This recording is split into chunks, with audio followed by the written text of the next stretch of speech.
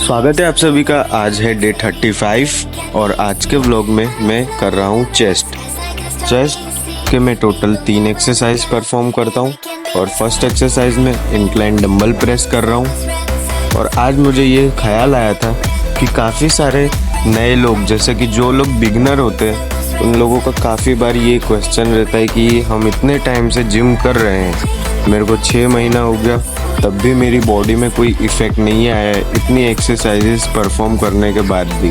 तो मैं उनसे एक ही बात कहूँगा कि अगर आपको 6 महीना हो गया है तो आपको काफ़ी अच्छी बात है कि आप 6 महीने से कंसिस्टेंट है। आपको अपनी कंसिस्टेंसी कभी भी ब्रेक नहीं करनी चाहिए।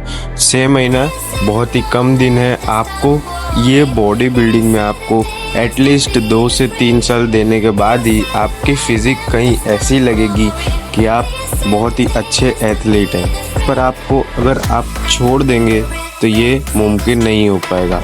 आपको कभी भी कंसिस्टेंसी मेंटेन करके ही रखना चाहिए, कभी भी इसको छोड़नी नहीं चाहिए। कंसिस्टेंसी से ही आपकी बॉडी बन जाएगी। आपको कभी भी इतना बाकी के फालतू चीज़ों में ध्यान नहीं देना चाहिए कि मेरी डाइट कैसी जा रही है, मेरा वर्कआउट कैसा जा रहा है। आपको कंसिस्टेंसी फर्स्ट आती है। अगर आप कंसिस्टेंसी नहीं रहोगे, एक्सरसाइज ही नहीं करोगे, तो आपकी मसल कैसे ब्रेक होगी।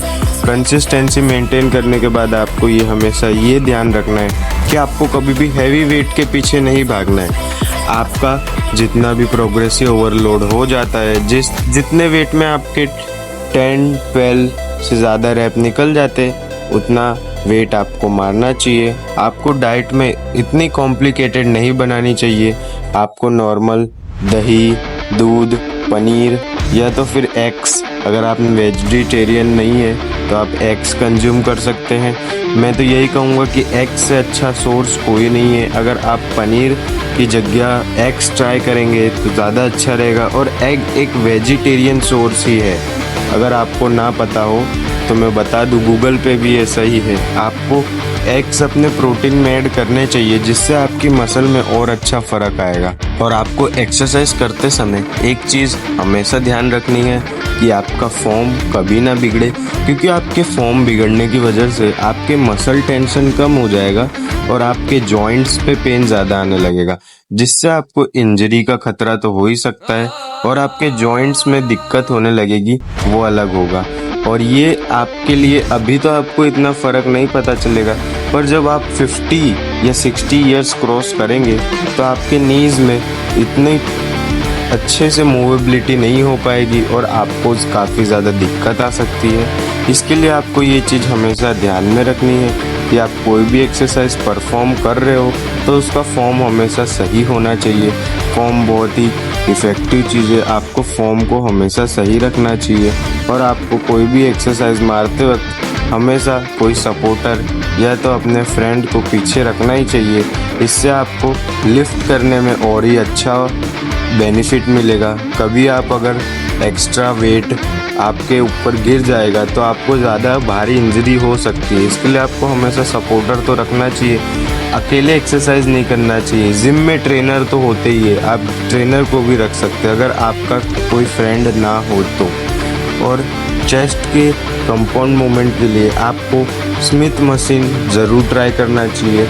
मैं कभी कभी फ्लैट बेंच प्रेस भी मारता हूँ। मैं फ्लैट बेंच प्रेस इसके लिए मारता हूँ ताकि मेरी लिफ्ट अच्छी हो और आगे चल के मैं कोई कंपटीशन या किसी में कॉम्पीट कर पाऊँ। पर अगर आप एक बिगिनर हैं, आप अभी अभी जिम चालू किया है, तो मैं आपसे यही कहूँगा कि आप स्मिथ मशीन करिए। स्मिथ मशीन पे आपको फॉर्म अच्छे से होगा। अगर आप फ्लैट बेंच प्रेस पे करेंगे एक्सरसाइज तो आपकी जो रॉड है वो ज़्यादा हिलेगी, मूवमेंट करेगी, जिसकी वजह से आपको चेस्ट में लोड अच्छे से नहीं आ पाएगा।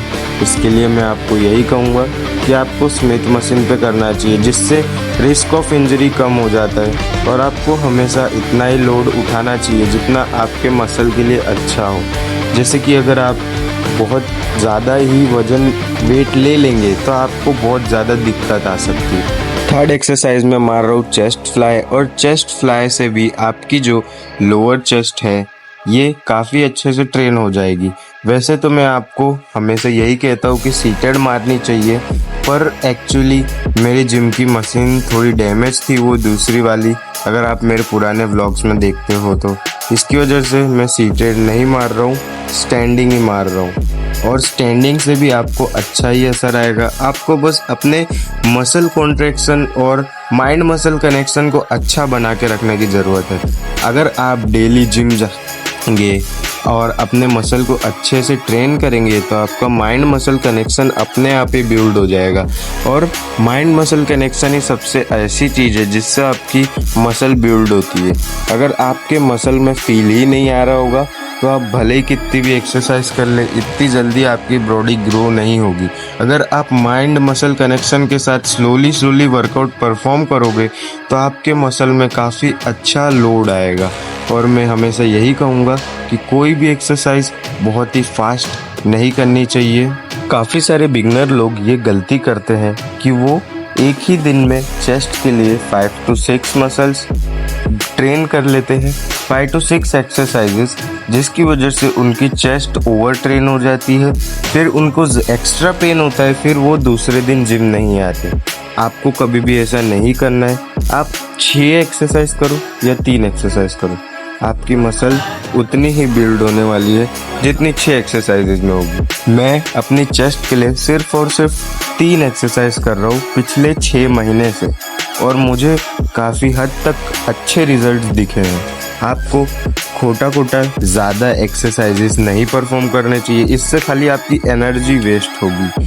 तो मैं अपनी बात करूँ तो मैं 3 एक्सरसाइज परफॉर्म करता हूँ, जिसमें सबसे पहले मैं इंक्लाइन और फिर फ्लैट। इंक्लाइन मारने से आपकी अपर चेस्ट टारगेट होगी, फ्लैट मारने से आपकी फ्लैट मसल्स टारगेट होंगी, और डिक्लाइन जैसे कि मैं फ्लाई मारता हूँ उससे मेरी लोअर चेस्ट टारगेट होती है। और मैं 4 डे स्प्लिट फॉलो करता हूँ। और मेरे कमेंट में एक जन का सवाल आया था कि 1 डे स्प्लिट क्या सही है? तो मैं ये आपसे ये कहूँगा कि अगर आपकी रिकवरी ग्रोथ कम है, आप अभी जिम में ज्वाइन हुए हो, तो आपके लिए सही है। पर मैंने ये गलती करी थी, इसके लिए मैं आपको बता रहा हूँ। जब मैं सिंगल डे ट्रेन करता था तब मैं चेस्ट की 4 से 5 एक्सरसाइजेस कर लेता था। आपको ऐसा बिल्कुल नहीं करना है। आप सिंगल डे ट्रेन करें या पुश पुल लेग्स ट्रेन करें या तो 4 डे स्प्लिट ट्रेन करें, आपको हमेशा अपनी चेस्ट में 3 ही एक्सरसाइज करनी चाहिए। बहुत ज़्यादा एक्सरसाइज करने से आपको इंजरी आ सकती है और दूसरे दिन आपको ज़्यादा इफ़ेक्ट क्या कहते हैं, जैसे कि सोरनेस हो जाएगी, वो चीज़ अलग है। फिर आपकी कंसिस्टेंसी टूट जाएगी।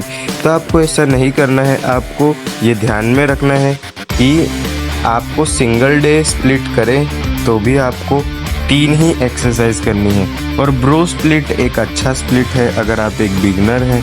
अगर आपका प्रोटीन सोर्स कम है तो आपके लिए ब्रो स्प्लिट काफ़ी अच्छी एक्सरसाइज है।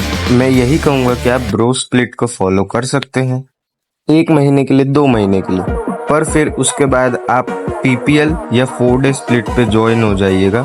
उससे ज़्यादा अच्छी मसल्स ग्रोन होगी, क्योंकि साइंटिस्ट का भी यही मानना है कि अगर आप 1 वीक में अपने मसल को 2 बार टारगेट करोगे तो उससे आपको ज़्यादा अच्छी ग्रोथ देखने मिलेगी। और मैं भी यही करता हूँ। मैं 4 डे स्प्लिट फॉलो करता हूँ, जिसमें मेरी हर मसल वीक में एटलीस्ट 2 बार तो ट्रेन हो ही जाती है।